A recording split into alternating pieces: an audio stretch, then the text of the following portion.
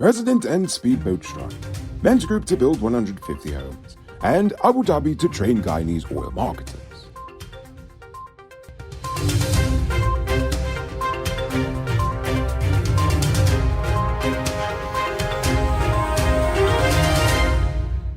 Hi, I'm Rico Bulford, and this is Uncut News. Do you see what's happening? Send us a tip on WhatsApp at 592-659-6151. Following a direct intervention by the head of state on Sunday night, Demerara speedboat operators decided to restart operations on Monday without raising their fares. Speedboat operators on the Freedom to Georgetown route went on strike on Friday, demanding a fare increase of $20, stranding thousands of passengers and generating massive traffic congestion on the western end of the Demerara Harbour Bridge. The president pledged to help speedboat operators to enhance their service while also assisting their growth. The government has decided to create a new national ID card to facilitate business and travel via the nation's airports. The ID card, which will have a secure chip with information such as blood type, tax ID number, and driver's license, is being created with funds from the state-owned Abu Dhabi Fund for Development. However, legislation will be required before the card could actually be utilized over here. Jagdeo stated that the government intends for the card to be easily usable at banks and other organizations. He also stated that the government is collaborating with Abu Dhabi Exports to establish e-portals at the Chedi Jagan International Airport to eventually make the airport completely paperless for travelers. Although Jagdeo was quick to note that they would be doing absolutely nothing to change the ID cards that GCOM gives you, rather they will just be making a new ID card altogether. Jagdeo also announced on Friday that sugar workers will get an 8% pay raise. The decision was taken by Cabinet on Thursday. The president had previously announced an 8% salary increase for public servants and subsequently announced major salary adjustments for members of the joint services. Chinese nationals owning businesses in Guyana can no longer cite ignorance of their responsibilities to their customers, as the Competition and Consumer Affairs Commission has just translated excerpts of the Consumer Affairs Act into Mandarin. The move comes as several of these businesses were found to be non-compliant with the CAA due to the language barrier, they admitted. This is the first time the act has been translated into another language, although there is no word if the corruption laws of Guyana will be also translated into Mandarin. Last Friday, a new surgical theater was commissioned at the Kumaka District Hospital in Region 1. The $40 million operating theater also included an ICU wing and a recovery wing with crisis stabilization units. The Ministry of Health is expanding healthcare services in the region, especially in the field of training medical personnel. Region 1 currently has a nursing assistant training and pharmacy assistant training program. It is also set to begin in the coming months. Also in Region 1, this morning in Mabaruma, a 4-year-old boy accidentally burned down his family's home while playing with matches. No one was harmed in the fire. Nevertheless, the blaze left 14 persons homeless, including the child. Did you know it's bad luck to start the new year with a Barack truck? Make this a December to remember with Powered Automotive. Powered Automotive has truck parts and spares from all the major brands you know and love at prices you won't find anywhere else.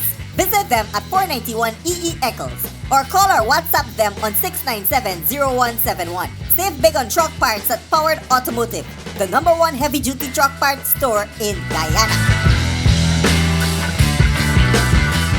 You can multiply your cash by selling Digicel Top-Up. This is a legit way you can earn some extra money at your business or to supplement your current hustle. Become a top-up vendor quick and easy by linking with Cellular Plus. Call them on telephone number 685-3109 for more info. The President's Men on a Mission initiative will assist with the construction of approximately 150 homes across the nation for vulnerable persons who own their own house lots.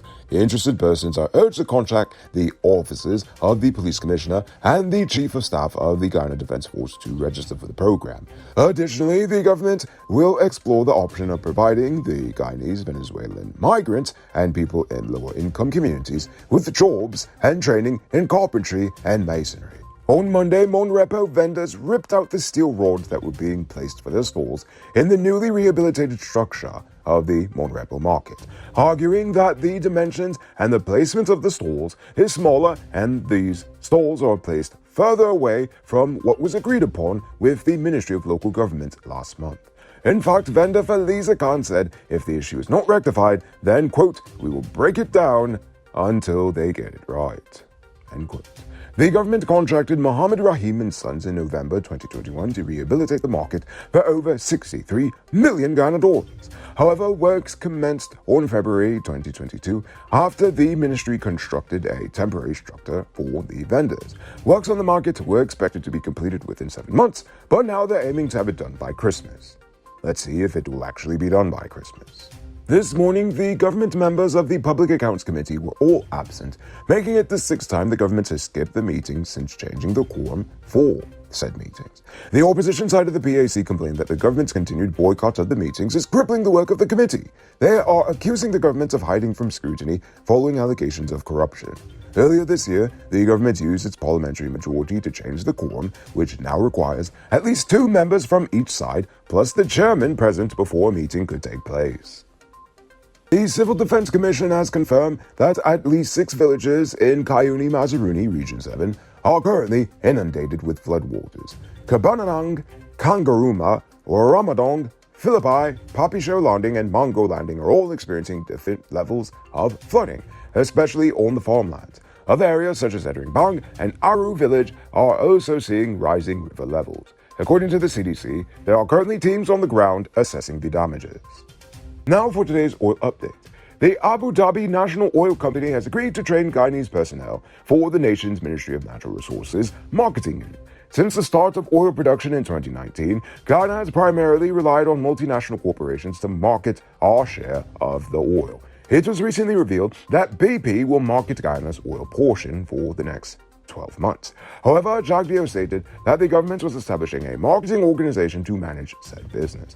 As a result, he stated that the government may need to hire roughly 15 people over the next year or so to fill said role. Those lucky folks. As an independent online news entity, being politically objective can cost you a lot of money in lost sponsorship opportunities. That's because most local companies are often too scared to associate themselves with a news entity that is uncompromising with the truth. We do appreciate our sponsors, as their support is what has allowed us to maintain our integrity without fear and remain dedicated to you, our viewers. Every night, thousands of viewers rely on Uncut News because they are tired of the biased and poorly presented mainstream media in Guyana.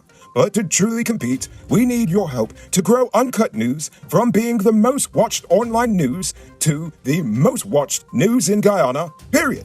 Help us by becoming a monthly subscriber today. There are special rewards at every subscription level, including your name in the credits, personalized gifts, and more. Your monthly contribution helps us to stay independent by spending less time worrying about paying the bills and more time on keeping you informed. So click the link in the description of this video and become a subscriber today. Now it's time to tell you about Best Buy's Car of the Week. Currently on sale is this 2016 Toyota Crown Athlete.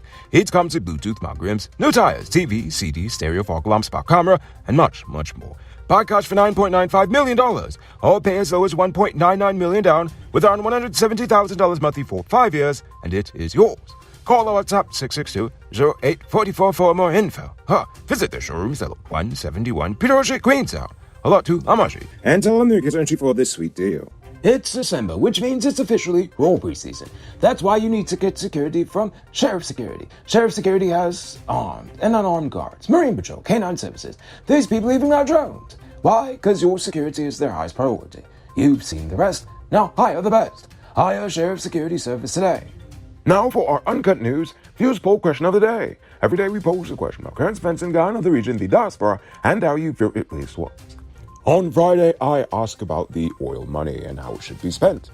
Jay Jairam says some of that money should go to the Guyanese living overseas. Payback time, LOL.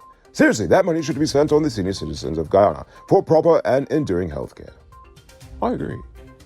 And finally, Navindra Lowell says, I think some of the oil money should go into putting water pumps in all cocos around Guyana, because I know next year more rain will come Guyana's way. You know, you'd think we would have done that by now, but I guess we don't ever really learn our lessons around here, do we? Now for tonight's question. Over the weekend, the president implored recently graduating UG students to not emigrate. So I want to know, what are some things the government and private sector could be doing to actually make it more attractive for these young students to not go off to the diaspora? I want you to think about that question. Tell us in the comments below. If your response is good enough, we just might feature it in our next episode. Anyway, that's all the time we have for tonight, and check us out tomorrow for another. Until then, I'm Rico Bullfoot saying good night, folks.